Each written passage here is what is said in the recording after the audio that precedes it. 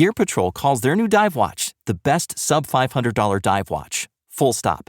Men's Health rated them as the most stylish solar watch in the game. Who are we talking about? It's Movement.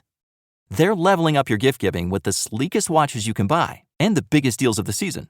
Shop 30 to 50% off Movement's innovative California clean watches, jewelry, and accessories with fast free shipping and returns now at mvmt.com. That's mvmt.com.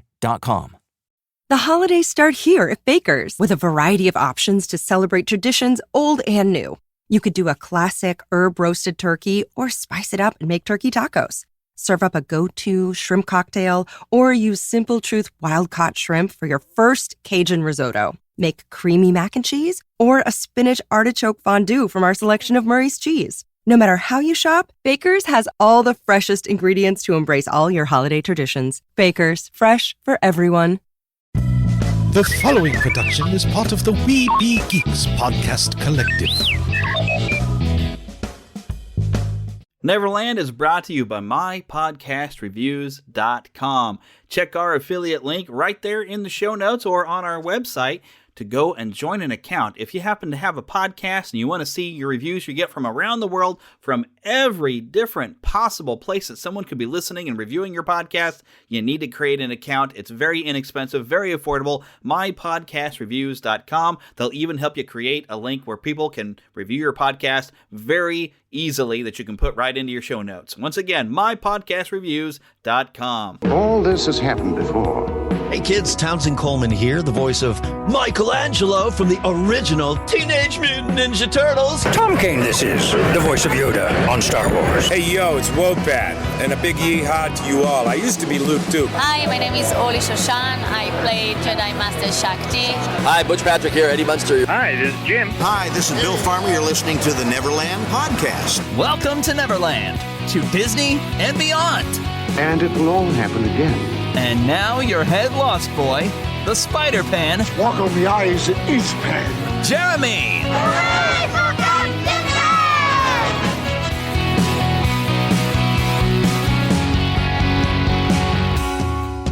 Take your pixie out of your pockets, Neverlanders, and sprinkle some of that pixie dust around. Think that happiest thought, and let's fly away to Neverland. Hi! As you heard in the intro, I'm Jeremy. I'm your Spider-Pan. I'm your head lost boy here, and I have a lot of fun for you today. We're going to talk to voice actor Greg Berg, which you're probably going to know best from being Baby Fozzie in the original Muppet Babies. In fact, more than Fozzie, he was also Baby Scooter. And of course, he's done a lot of other voices in video games and stuff like that. I had a fun conversation. And also, he's got some really good advice. I actually spoke with him for a while after I turned the mics off. Well, I guess the mic was on so I could talk online, but I stopped recording. And he had some really just useful things to say. He really likes to encourage people to pursue, if this is what makes you happy. Like, he wanted to talk mainly, of course, getting into voiceover. If doing voiceover is what is going to make you happy and you're not happy with where you're at, go for it. Find a way to pursue what you go. And he gave me an awful lot of encouragement to with my radio career, kind of moving that along. Plus, I wouldn't mind doing a little voiceover work myself. And I think I'm making a few connections. I'm starting to get to know a few people. And I've done a little bit of voiceover on another podcast where I did a radio drama thing on another show. So, I think I need to step up my game and go a little further on that. Because, I do love, of course, doing this podcast. And I do love working in radio, but I want more. So I'm going to work harder at that. But I do have the interview coming up. Before we get to that, I do want to cover a few things that kind of happened in the news this week.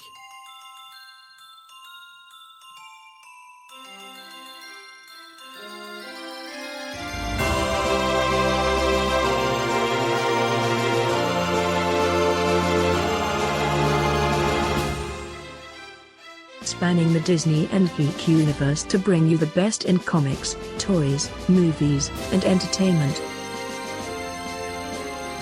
This is news from around Neverland. So, this is neat. The Calgary Film Center is the location where they are shooting a new Fraggle Rock series. Now, the Jim Henson Company, this is all off of the CBC.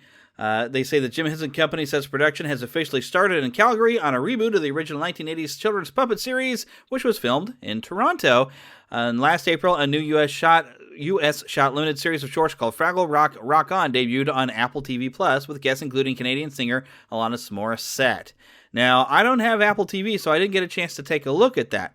But that does make me wonder if, because I think Apple owns Fraggle Rock at this time, so I have a feeling this is only going to be able to be seen for those of you that have Apple TV, which means me, I'm out of luck unless I go and I pay for yet another subscription to yet another service to have Apple TV. I was really kind of hoping that Disney Plus would get this, but it seems Disney does not have the rights to Fraggle Rock right now. An exciting thing that's going to begin shooting here very, very soon, here in April, is The Mandalorian Season 3 is set to begin filming here this April, according to the Daily Mail. While we're also talking about some stuff that is fun, but yet a little bit different, it seems we do have 200 plus employees coming back to outdoor dining services in downtown Disney. They've been recalled to come back to work, and even the Universal City Walk is expected to expand some offerings. So we have a lot of Disney employees that are going to get to come back. This is according to the Workers United Local 50 President Christopher Workers. He said 232 of his dining and beverage union members are being recalled in the first wave. Now, they've had a stay-at-home order throughout because of the COVID, and so this is good. We're getting back to work. That's basically what it is. We're getting back to work. This is all from a story on The Hollywood Reporter, and it's nice to have some good news out there going along, especially on a week that Cloris Leachman passed away. Dustin Diamond just passed away. So we've had some people passing away that I'm sure a lot of people are very, very familiar with. But we also this week got to hear about some changes coming to the Jungle Cruise, which it's partially exciting when new things are coming into the parks. But this isn't necessarily new things. This is more changes coming within the Jungle Cruise.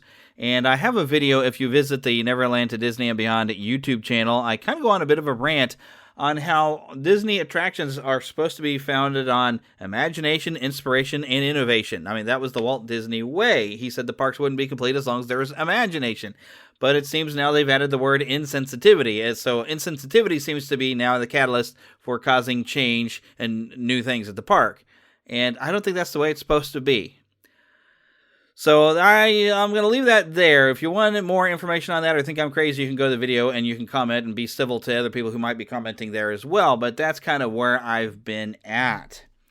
But other things that happened this week, I'm trying to move through things rather quickly because I want to get to this interview. It's quite long. But we did get a new trailer for Raya and the Last Dragon, which gave us a little bit of hints of some of the story.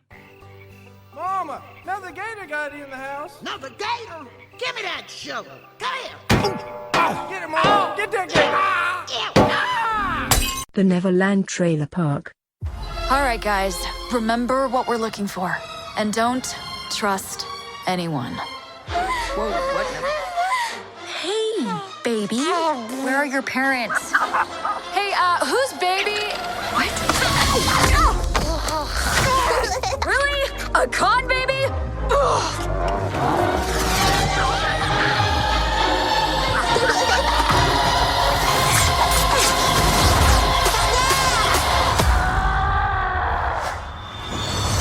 Impressive. We could use someone like you. Let's catch you up. My name is Raya. Our lands have been at war for as long as we can remember. Our people never see eye to eye. My daughter, I believe our people can come together again, but someone has to take the first step. Now, in order to restore peace, we must find the last dragon. I wish to join this fellowship of butt kickery. Let's go. We'll have to watch our backs. We're not the only ones looking. 6 years of searching. Please let this be it. Oh, mighty Sisu! Who said that? We really need your help. I'm gonna be real with you. I'm not like the best dragon. Have you ever done like a group project, but there's like that one kid who didn't pitch in as much, but still ended up with the same grade? We're doomed. You and the dragon are coming with me. My sword here says we're not.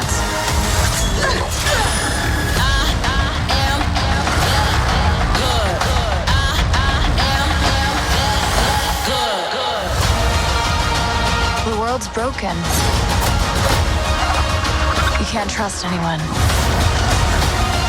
Maybe it's broken because you don't trust anyone. You just have to take the first step.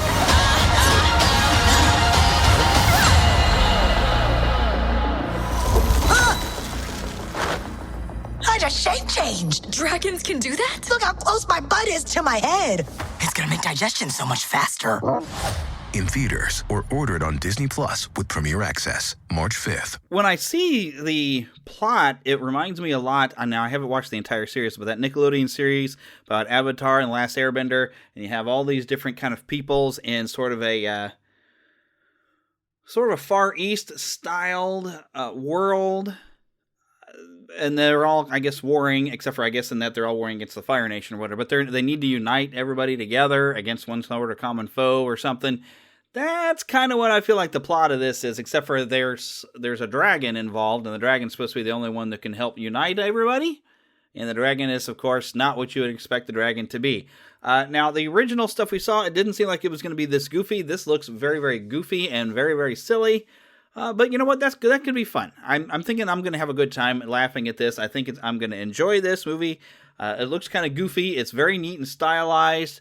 So I got some high hopes for this. That this is going to be a good Disney film. Will it be a great Disney film? I don't know, but it'll be a good Disney film. It looks like a lot of fun and some adventure. So we'll wait for that coming March 5th. I do still want to go see it in a theater instead of watching it on Disney Plus. So that is my plan. I want to get out to the theater because I want to go and have a good time, because this looks like a good popcorn style, just fun movie with some really kind of goofy characters. Okay, I want to do something real quick for you. I want to read one of the reviews that I have on this podcast, and it's a 5-star review. It says, "My favorite podcast. This podcast is very entertaining and informative. I have been consistently listening ever since I discovered it. Love what you do, Jeremy. Keep it up." And that was from C Dog Yo-Yo. And where I am actually looking at this is on mypodcastreviews.com. I can look at every review I have for every podcast I run, like this and the Mighty Marvel Tooncast, which I really need to resurrect. But I can input whatever podcasts I need. I can look at reviews that are gathered from everywhere that my podcast is playing. Anywhere that someone leaves a review, I can see all those reviews. It's very, very handy. It's a great service, mypodcastreviews.com. It's very inexpensive for just a simple basic package for if you're having a podcast, you want to be able to get your reviews to help get people engaged. And also, I've created a link, and I've got it right here on the front page of neverlandpodcast.com. I can actually put a thing on the front page that will update and show reviews. So I have reviews right now on my front page, and I have a link right there where someone could actually just click and very simply leave a review. At another page, it's like a lovemypodcast.com/Neverland. So, it's really simplified and taken a lot of steps out of obtaining reviews, getting a chance to look at the reviews, and being able to get more reviews. So I highly recommend it. They've sponsored this show. They've got affiliate links. If you go to neverlandpodcast.com, you can find a big logo that says My Podcast Reviews. Click on that to go check out the site. Also, if you look in the show notes, which will be right there on your phone, you should be able to look at the website of where I've got everything, and you should be able to see a link for My Podcast Reviews. So do me a favor, go and check them out using my affiliate links, please, while you're there, because not only do you get a chance to get a great service, but you also are helping me out to keep this show running. So, now that that's out of the way, let's hear it from Mr. Greg Berg. To Disney and beyond. All right, Neverlanders, so we have somebody fun and special to talk to that we haven't gotten to talk to before, so it's always fun when we have new people. But I'm pretty sure you're going to recognize his many voices. We'll just put it like that. Many, many voices. And some of the voices are actually so familiar that I don't know if you would call yourself a good spot-on mimic, or I've seen some videos where they call it channeling. But we have Mr. Greg Berg with us. So everybody, yay! In a very Muppet Kermit style, believe me. Yay! Because there's a reason for it to go Kermit. Yeah, it's me, the bear that tells the jokes. Wocka, wocka, wocka. Yes. That is, of course, like the number one thing to me that you've done is being Baby Fozzie and, of course, Scooter. I didn't realize you were Scooter until I was looking it up. Yeah, it's one of those opportunities I get being a multi-voice actor. Depending age-wise and genre-wise, people know me from doing the Muppet Baby voices, the animated Muppet Baby voices, now that there's a CGI one out. Yeah. And that's one crowd, and then the other crowd is the Teenage Mutant Ninja Turtle crowd that's into the action cartoons. Yeah, I saw that, and I remember back in the day hearing, like, occasionally a voice would be different in an episode, and I was like, well, what just happened here? But so you were like an alternate Donatello and Bebop. Yeah, originally Barry Gordon was doing the voice, and he eventually became the president of the Screen Actors Guild. I understand that he had meetings to attend. So these cartoons at the time, they needed you right then to be as an ensemble of people showing up. I don't know if back then they did many recordings one by one. So they needed somebody to cover for his voices. And they told me, I sounded like what they wanted. And then they said, oh, by the way, you're also going to do Bebop's voice because he did that. And so I worked with it and did that. Over the years, I guess they used alternate voices for some of the other turtles as well, for whatever reason.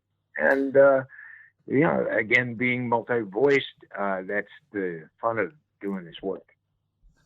Yeah. As many voices as you have, they'll use them all. Well, it's one of those things where I've been doing this about 38 years professionally now. I sit around and I might hear a voice. I mean, when I went to see Lord of the Rings, they had Gollum in there. And since then, many Lord of the Rings fans jumped on doing their imitation of Gollum. Even the guy who did it had said that some of the fans do the voice better than he did.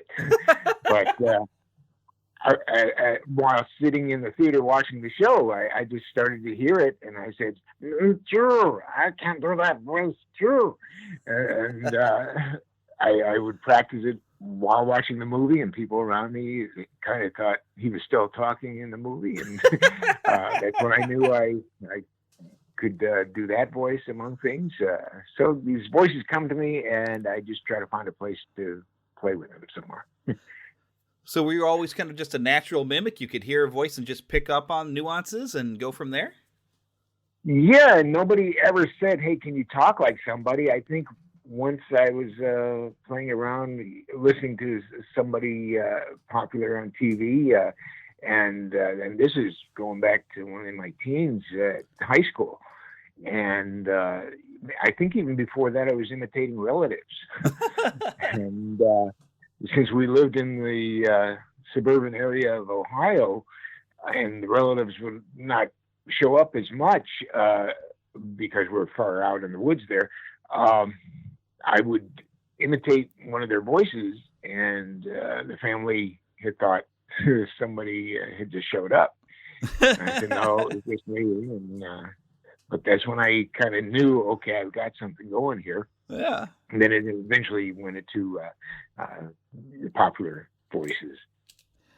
So what was some of your favorite? What was some of your favorite cartoons when you were younger? Oh, I love Bugs Bunny and all that, but I would watch it just to understand what those type of cartoons were about, like the different nuances and the different songs involved, and I'd understand that they were popular songs at the time, and they would incorporate them into a cartoon. Mm-hmm. But I would just watch that type of show. But I guess I would be a fan of the Bugs Bunny cartoons, and then Huckleberry Hound and the Hanna-Barbera cartoons started coming out. I wasn't much into the action cartoons like the Johnny Quest or the real people type of cartoons because the characters stuck out in my mind. Yeah. And I wasn't as stern as, I say, I could do the father in Danny Quest, or I could be Johnny's voice and all that. I never thought of saying just talking being a talent. I just said, I want to play with these voices and see if I can imitate them. Yeah, and I was reading up somewhere, it said that you actually got to learn with Dawes Butler. Among people, sure. When I moved into the Hollywood area, at the time, not many young people were doing voices for cartoons, unless they were the little kid voices. But even then, most of the kids were in school, so they used women to do some of the young kid voices in cartoons. And so there was a need for somebody good to, in a younger age, to do cartoons. So I went to all the schools that I could to study with the best of the best, and Dawes definitely was. And I mean, it depends who's listening right now, if they know the whole story with Dawes Butler, that he was all the major voices for the Hanna-Barbera cartoons. I would go to him to learn, but I never thought in my wildest dreams that I'd be covering one of his characters eventually. Yeah, I saw that. Huckleberry Hound. I mean, wow. Well, he's called Young Huck because he was a teenage young Huckleberry Hound. The studio at the time thought of, I guess, because Muppet Babies came out, and then there was like Disney Kids or Warner Brother Tunes and things like that, Tiny Toons and things. They were making their characters younger, so Hanna-Barbera came up with the idea for this Yo-Yogi show where Yogi Bear and the gang were all teenagers. So they sent out the word for who can do those main characters in a younger voice. And I happened to land young Huckleberry Hound. Luckily, I knew the nuances that Dawes would do with it. And so I just channeled what I could from him. Yeah. I saw, like Dawes is like this, like the old Huckleberry Hound is just more like a laid back hound dog. And with young Huckleberry Hound, they just kind of pepped him up a bit and did that, there was actually some people I've heard that, and I don't know if this is true or not, but Dawes Butler got some of his characterization for Huckleberry Hound from Andy Griffith. I don't know who came first, and I don't recall whether he disputed it or just said it just happened to be a coincidence or what. It is a North Carolinian accent, and that's what Andy had. And it's just even back then, I mean, so many cartoons may have been spin-offs of actual characters in TV shows. It's like Yogi Bear was from Yogi Berra, so it's flattery, when you can base a character off of a popular figure, so. Mm-hmm. Well, I don't know that side of the cartoon business. I just know when it comes to doing cartoons, people are interested in cartoon work. They present a picture of whatever character that they're looking to cast. And when they do that, it reaches me, if it's in my voice range and all that, because I certainly wouldn't do a Michael Clark Duncan voice. and so I let the people that represent me know, send me something mid to light voiced. And if it's in my range, I will do my best to make it into a character or to actually copy it if that's what they needed. Nice. And I've done a lot of that as well. Being a voice talent, it's not just saying, I do cartoons. Some people are like that, but luckily, branching out, I'm able to do voices for commercials, movies, TV, and sound-alikes. Video games. So the field is pretty much open, and I enjoy doing it so much that's why I keep doing it. Yeah, and it's surprising times once you find out, like, the different voice actors. Like, I thought it was just so much fun how Katie Lee actually was the Maharaja in the Temple of Doom, which I had not put that together until she had told me about it. I was like, oh my gosh. Now I watch that movie every time. I'm like, I can hear it. Well, Katie Lee, yeah, she was also on Muppet Babies with me as Baby Rolf, the dog. And so I just don't know anything about how the casting process went, where they said, let's just get the best voice to match Rolf as a young dog. And she nailed it. Yeah, she did. She said she was nervous because she had to do it with Jim Henson there. Oh, wow. Well, lucky for her, because I did it with the director and the producer there and had no idea what they were going for. But then in the long run, I don't know if anybody else even knew the characters that they were going in to try to listen to. But if they studied them, they would have done their job. Yeah. Did you ever get to meet Frank Oz? I certainly did, out of an odd experience. I happened to go to Beverly Hills one afternoon. I believe I was there for a meeting. And after my meeting, I'm walking across the street with at least 10 other people coming in my direction, in the opposite direction. And there's a guy that looks like Frank Oz. And I just went, Frank Oz? And he went, yeah. And I went, Frank, and then here we are in the middle of the street, just meeting and trying to talk to each other. And I was like, this isn't a good place to stand. So we went off to the corner there. And I don't know, I'm still overwhelmed thinking of it, because I had to, in a short time, explain to him, I'm doing your voice on a Muppet Baby show from the Muppet Babies from Muppet Take Manhattan. How do you say all that to him just to say I'm an okay guy? I'm not a freak off the street for stopping me here. And so I basically just was thrilled. I mean, because also it was going through my mind. Here I am talking to Frank Oz, and I'm on a Jim Henson show and everything. So yeah, I was really overwhelmed when I met him. And then we met at a party that they gave as well for the show, and even got to take a photo opportunity with him holding the Fozzie Muppet, and that's probably on my Facebook as my profile. Nice. Yeah, I hadn't looked at that profile pic really that much. I did see IMDb has a really weird picture, and I can't even tell what it is. It's something from some video game or something. Yeah, well, IMDb, they make their choices as to what, because the one on IMDb is from Transformers: Dark of the Moon, and I did a voice in that, and here I am working with Michael Bay, and that's another great opportunity. I appreciate it. So I mean, that's what I do for voices. I never know what I'm going to do next, so that's another good thing about this type of work, and why I do what I do. Yeah, especially I even saw that you've done, actually, speaking of Frank Oz, like a few other of his characters. I think Link Heartthrob I saw on the list. Again, or Julius Strangepork. There he is. Yeah, Strangepork. But they even listened to you as voicing Yoda on Muppet Babies at one point. There was, and it was at a young age of trying to capture something that had been pretty popular. So I know some other people can do it better, or they were doing it better than myself for some of the Star Wars spin-offs.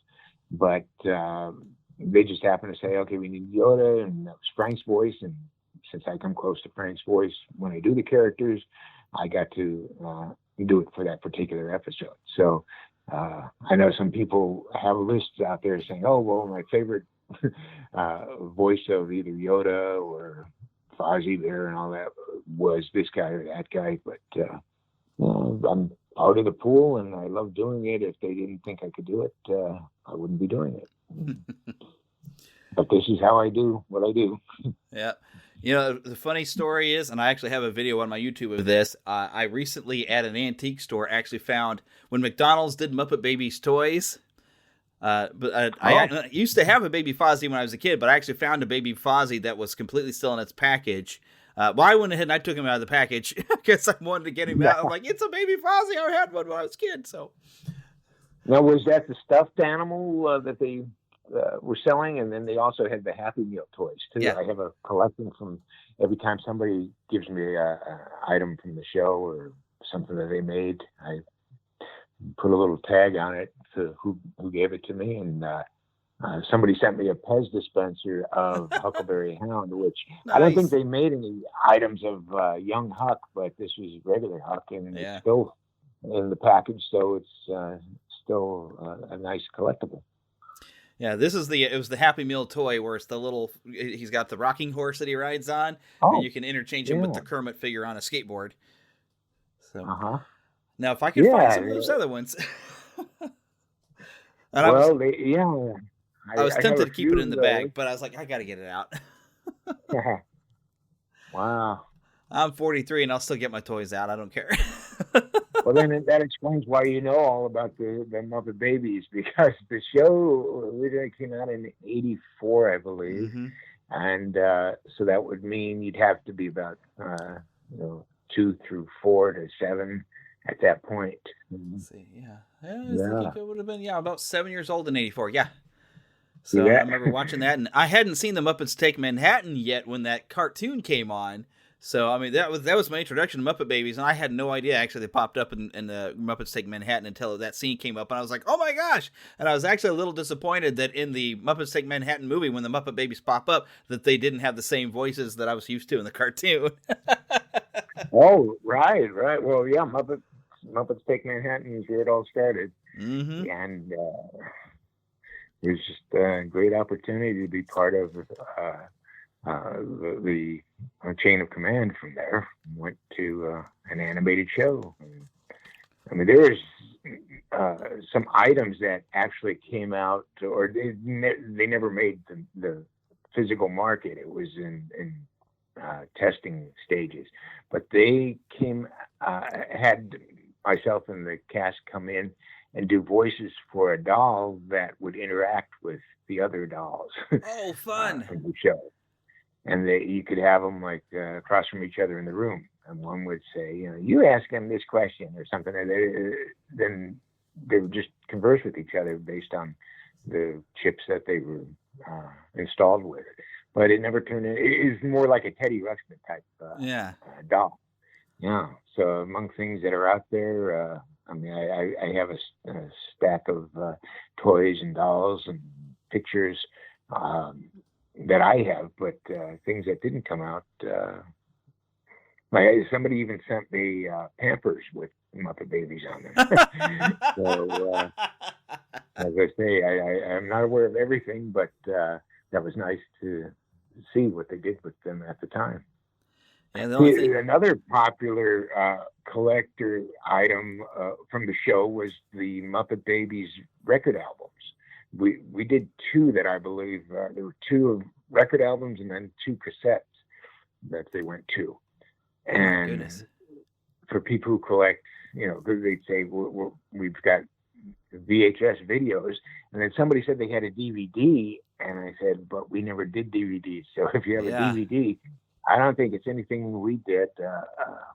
There was a talking storybook that was part of it, but with the record albums themselves, they didn't make very many of them because it was something to do with marketing. They wanted to see how many they would sell first, and they didn't order a lot of them. So if you have a Muppet Baby record album, I've seen some on sale online that had been opened or whatever. I still have maybe 2 that have never been opened yet. Wow. And I put them up for sale sometimes to see if anybody still has a record player that they want to use it on, or just to collect. But those are some of the pricier items, things that we had out there for the show.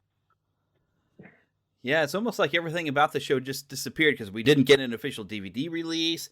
I was hopeful with Disney Plus that it was going to be on Disney Plus, but it hasn't shown up there. They've only got the newer CG version, but I'm like, okay, I would sit and binge watch all of those old cartoons if you'd ever put them on there. And we've only recently found out that they're finally going to have the entire Muppet Show, all 5 seasons, here in February, which I'll be watching that for a few days. How nice. Yeah, it's another entity, but very well done. And I have no idea all the business that goes on to how you can get us to be seen. I know we even did a Voices on a live stage show that went around the country for a while. Oh my goodness! So yeah, there's little things along the way that I'm starting to remember now that had been out there. But I definitely know when somebody says, "Oh, I have a DVD of Muppet Baby shows." We never did that, and it would be nice if Disney did come out with it because they own it now. Yeah. But whatever the reason is, there's maybe one or two other shows I understand they never made DVDs out of that they could have. Yeah, and sometimes it's like weird licensing and some crazy legal thing, because like the old 90s Spider-Man series was able to have a full official release in Europe, but they couldn't do an official release in the United States. So, well, see, that's why I do talent work and those people do their business. Yeah, it's better to let somebody else deal with that stuff. Well, yeah, I mean, it's kind of like singers. You have some singers who play their own instruments and others that just sing, and that's the way the entertainment goes with it. But you got me here talking, I don't know, whenever I give talks at schools or for groups, I kind of set a little thing up as to what we're going to talk about if people were interested to hear about what it takes to do cartoons, or if they want to do cartoons and what they got to do, or just things about myself. I just feel strange talking about all the stuff I've done, but because there's so much more to come, I'm sure. Oh yes. Well, heck, one thing that I did want to, I wanted to hear it. I saw on, I think it was a Wikipedia page that you are a voice match for Robert De Niro. Yeah, that was an interesting situation. I was called and again asked if I can do a voice of a particular character, and they said they were going to run the movie Heat during the Super Bowl. After the Super Bowl was over, they were going to go right into a Robert De Niro movie of Heat on the network. And they had to cut out all the swear words so it would still work on TV. And that was, from now that I hear about it, it was a one-time opportunity because the director of the movie didn't like what they did to it, and he wanted it probably in full, complete as he did, without the bleeps or the cleaner version. So that's why I haven't seen any rerun of it anywhere else. But there was one year right after a Super Bowl, they ran Robert in Heat, and I went in to do his voice in an audition first because there were about 10 or 15 of us trying to match what he was saying, only with the cleaner version. And I came closest to him, and that's how I got the role. So it had nothing to do with, oh, I do a great Robert De Niro and all this. I said, this is what I do. This is what you like, and it matches. And it's more like this, and this is how I did his voice anyway. Then they picked my voice as the closest match to it. So aside from that, there have been other movies that I'm sure people have heard. As I say, I've been doing this 38 years. So there have been other movies that I slipped a voice here and there in, and TV shows like Who's the Boss? They did a Christmas show, and Tony Danza in the show was talking to a robot under the Christmas tree, saying goodnight everybody or something like that, and then he leaves the room, and then the robot comes to life and says so the typical God bless us everyone, and then the show fades out. So I was the voice of that particular robot in that show. So yeah, and I'm here doing this still, and you're meeting many people through interviews and all that that have aspirations to do animation or have different characters throughout their movie that they may need a voice for. And so I tell people that's what I do, and I love acting so much that I talk about it when asked, and maybe somebody would be interested in using my talents for something. Yeah. So And I even see that you've done some work with radio, working with Rick Dees, which is kind of fun for me because I actually work in morning radio as well. And who knows, maybe with I'm 43, but I still sound like I'm 16. So I'm thinking, one of these days, somebody's going to hear my voice and think, can he act? Because he sounds what we need.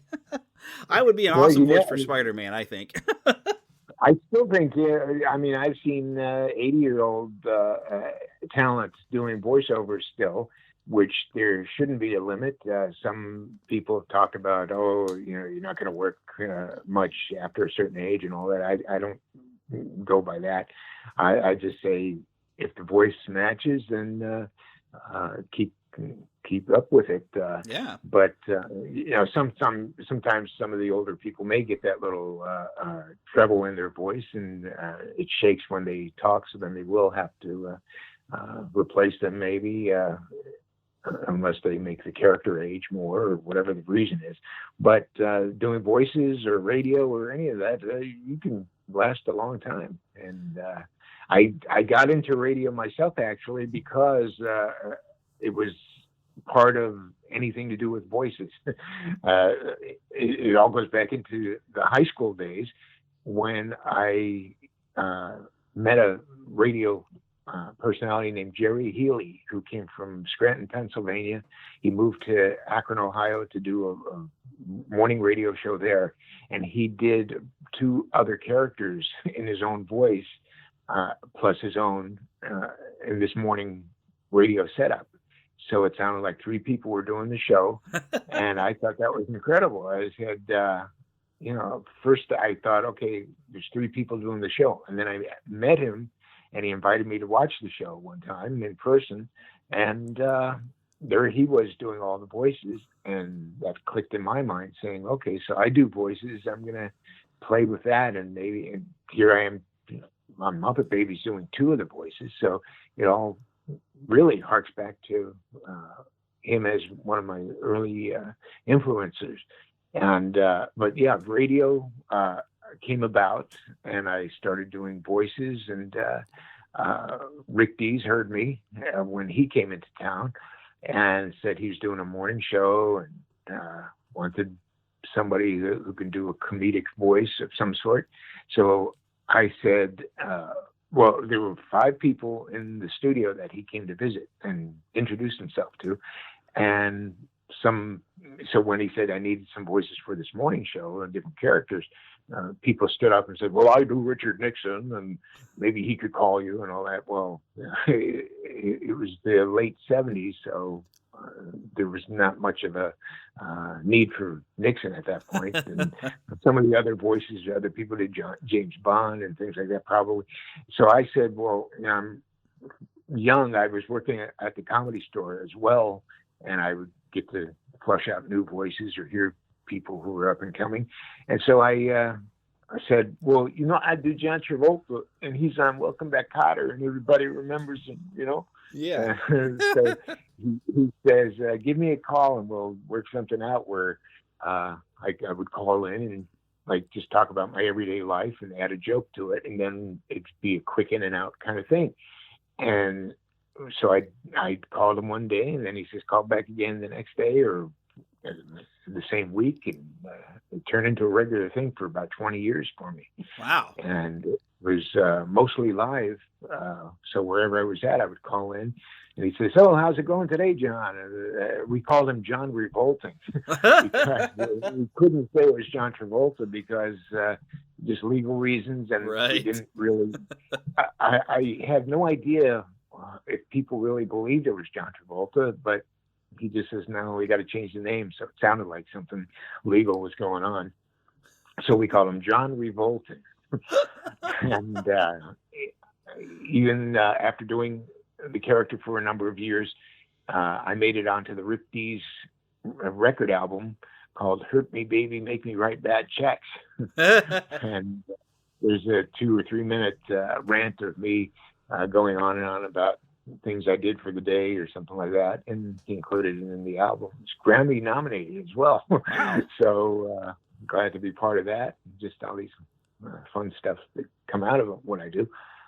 So yeah, like this John Revolting character, maybe 3 times a week would call in and say things about what's going on in his life. Like, here's one of the things we did was, I said, yeah, like last night I was busy playing with my friends. We were playing Scrabble, and then I found out I couldn't spell. So then we started playing Trivial Pursuit. And then I found out I don't know anything. That's the way I kind of feel like when I play those games too. Well, it makes sense. Other people related to it, but yeah, they look forward to hearing that. And then Rick was one of the best morning DJs, and he's not a DJ; he's a radio personality. Yeah, that put this group of people together, and then he turned into a TV show, and he brought me on as another one of his characters that I would do, and so yeah, all these fun little things that come out of things I do. And I try to keep it as clean as I can, trying to be like a Donny Osmond of voices. There you go. Yeah, I've run into some of those evil either games or somebody with a show that says, "Oh, we're going to put a little spicy stuff in here." And if anything, I know I can't even think of if I did anything along those lines because of my voices. I know I read a long time ago for G.I. Joe when they were just starting, and I was supposed to be this soldier that's like, beat him up, kill him, just slice his neck, and all that. And back then, and even till now, when people hear me do those kind of characters, they said, "You sound too nice." I said, well, most of my characters have been talking bears and cuddly toys for kids, and so if I have to being the nice guy, character, nice killer. Well, that's one of the things for the people that like voices. I do. I mean, these days now, I'm 38 years into it. Sorry for keep repeating that. I'm just astounded by. I've been doing it this long myself. That something's always opening up for me to explore with it. So maybe they will try to use me for a voice in another show. Being, I was a voice of an animal, a killer alligator, in a movie. I forget what the new. I think the movie was renamed Highway or something like this.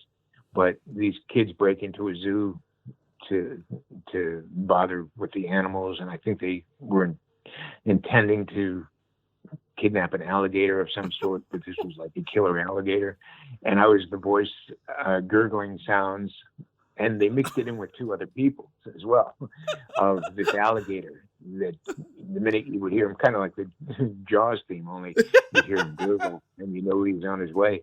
Oh my goodness. But yeah, that's probably, it was fun, but it was evil. So, but yeah, I try to promote myself as a nice guy that wants to just play with, family-oriented entertainment. So anybody listening out there that wonders what they would get with me, that's kind of the fun stuff I do is silly voices and imitations and voice replacements. Yeah. So I'm just talking to everybody out there that is interested what the voice business is about. Yeah. Here. That's one of the things I would think would be a challenge because, I would dive into voice acting in a heartbeat if given the right opportunity. And I would love to be able to do video games because I do love to play video games. But I'd want to be selective because I'm like you. I'd want to make sure that I would be voicing something that if there was kids in the room, I wouldn't feel guilty about what I was saying. And so many games now, it seems like most of the games come out are mature rated, and it's like so you got to go and track down and like work for Nintendo or something to find any games made that this is okay for everybody to play. Well, I don't know what the Pokemon field is like. And then there are games out there like that for the even young preschool kids. So I just have to find that group that is doing it. But I'm available for those rougher voices. But again, maybe it's just the luck of the draw that the projects I get are all family friendly kind of things, because I've read for many action kind of video games, but I was in something called it was Hitman 5 or something like that, which played a tough cop, and so whatever they imagined cops would be saying because they're on the job there, that was some rough stuff. But I'd say 98% of everything else I've done were these cute and cuddly voices. But that's what I do. I mean, if we're talking about doing voices, everybody go out there and do whatever you can, and whatever sticks, then follow through with it. Yeah, and don't let age be anything, because you could basically go to work in your pajamas now. And it's even, speaking of the Hitman games, I was actually watching.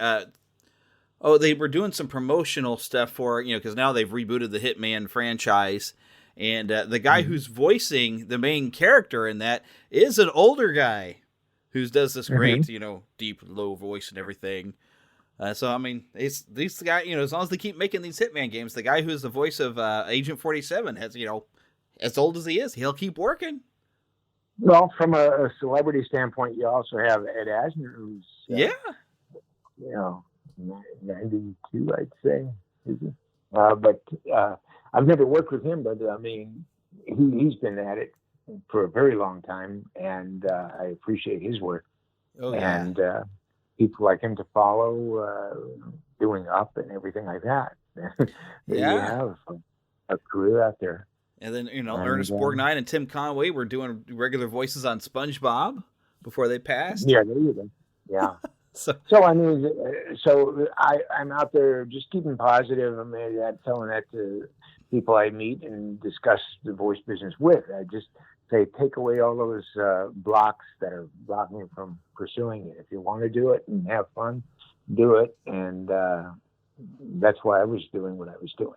I getting back to high school, I mean, thinking back, that's when I really started feeling that I had something going, because in high school, we did the morning announcements. I was in a radio class in high school, just learning the radio business.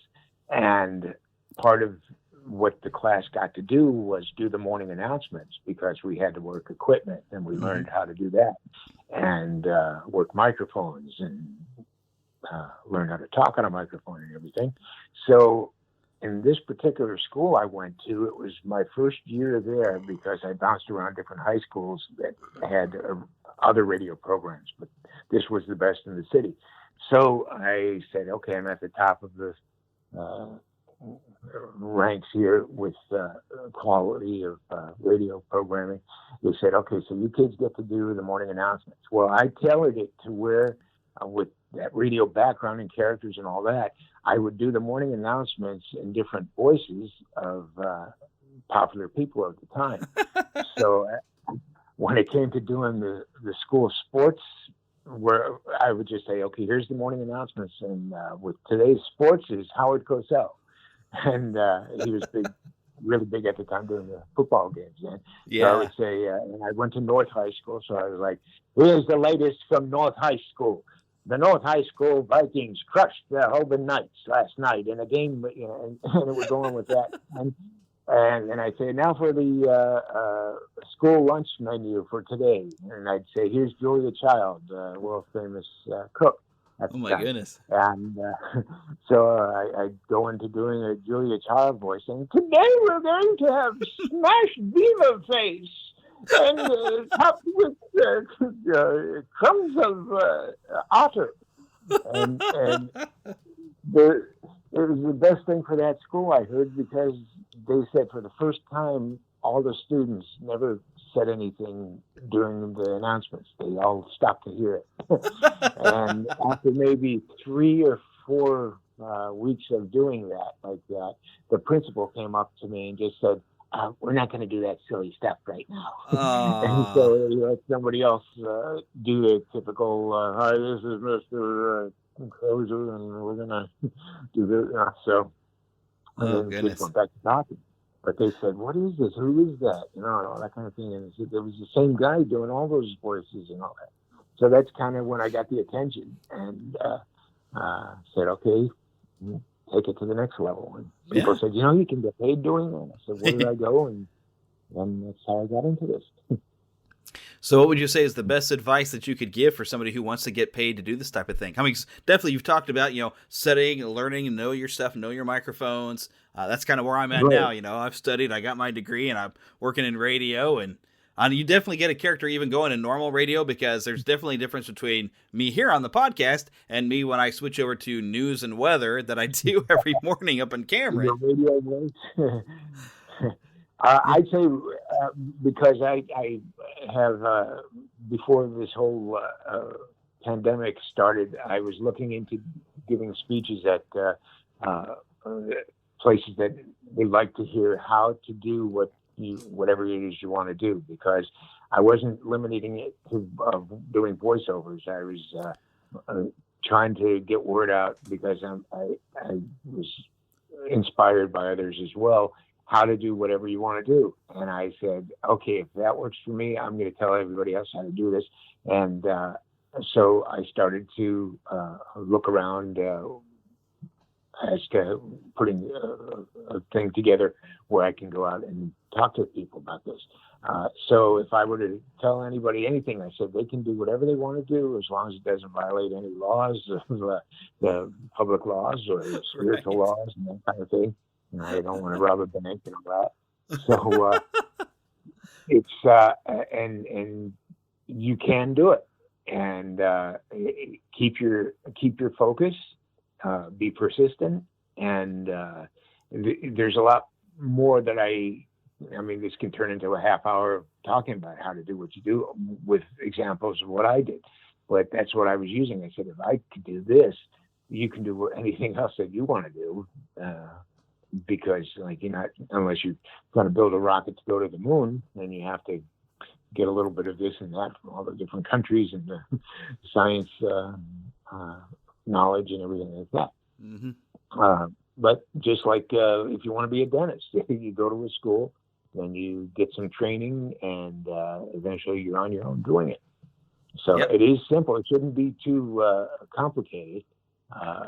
It could be a long road, because I can't tell you, oh yeah, you'll be a famous voice person in so many weeks or months or years, but you have to love what you do, and it'll seem like you're doing what you're doing without worrying. And I mean, I'm the type that learned a long time ago, never worry and get anxious in a negative way about anything, because there's good anxiety where you're like, okay, this is going to be great, and you pump yourself up and all that stuff, and then you do the best you can at what you're doing. There you go. Makes sense to me. Well, I mean, I talked to so many people. I said, are you having fun doing what you're doing? And they're like, no. I'm like, well, what does you want to do? Then they tell me that this goes on, like whether I go to a party or just hanging out with people. And if I notice something, I bring it up. I just say, this is what I'm about. I'm out there promoting positivity as to doing what you want. And because I want people to be happy doing what they're doing. Yeah. And then, of course, like the theme, getting back to Muppet Babies, it was dream for your inspiration. And that's basically, I think even Katie would agree. Katie Lee would say that's a real inspiration to her. She had a dream to do voiceovers as well. And especially maybe work for Jim Henson. Yeah. And I was in the same situation, and here I was getting my dream. Yeah. So, yeah. And that's why I say I love hearing those stories when people say they're doing what they're doing because they love it, and it's what they always wanted to do. And so why not? Some people don't understand it. They just have either that door never opened in their mind that one day they can do that. Somebody blocked it for them. I say, remove those blocks. Get out there, love what you do, and do what you love. Yeah, and as Walt Disney's attributed to saying is, if you can dream it, you can do it. Yeah, of course. That's all part of it. Yeah. And again, in the theme song for Muppet Babies, we make our dreams come true. Yep. And that's really carried over, or had been part of my life. Once I learned from somebody else who was doing something that they loved doing. And they said, you can be doing what you love doing too. What is it you love doing? I said, I love doing voices. Whether it's an imitation of somebody, whether it's a sound, tell me. Even in the movie Toy Story, I was the voice of the automatic doors that opened for Pizza Planet. Oh, cool! I don't know why it wasn't on the other 2 or 3 films whenever they used it. Because I think they may have not known that I was that particular voice. They just gave me credit at the end as one of the many voices they used for different other toys and things like that. But I was the voice that went, "Welcome to Pizza Planet." And then that's when Buzz ran inside after being at that gas station. Oh my goodness. But yeah, it was all these little things that say, you got a voice, hopefully think of me to do it. And that's why I can keep at it. Yep. Well, we better wrap this up. So could you close us out as Fozzie? All right, sure. Fozzie Bear here, telling you how great it was to talk to you. And thanks for watching Muppet Babies on YouTube or wherever we're at. Hey, thanks for listening to this week's episode of Neverland to Disney and Beyond. And of course, I want to remind you to keep a pixie in your pocket. What do I mean by that? Well, that is that young at heart positive thoughts that you're going to keep in your pocket and share it with other people. Pull out that pixie dust and share it. Make sure, of course, that you check our show notes right there in whatever app you're listening to. There's a way to find the show notes. Now, I don't know what app you're listening to, so I can't tell you the specifics, but go and check it out. Also, visit our website, neverlandpodcast.com. Make sure that you leave us a nice review on whatever you're listening to, be it Apple or Google or Stitcher or just about anywhere. Leave us a nice review, and we appreciate that. And also make sure you share the show with others, because we like to bring other people into our community. And of course, make sure you visit our Patreon page, patreon.com/NeverlandPodcast. We appreciate all of your help to keeping the magic alive here in Neverland. And of course, if you're looking for a bit more fun, go search for us on YouTube, Neverland to Disney and Beyond. Until next week, like I said, keep a pixie in your pocket.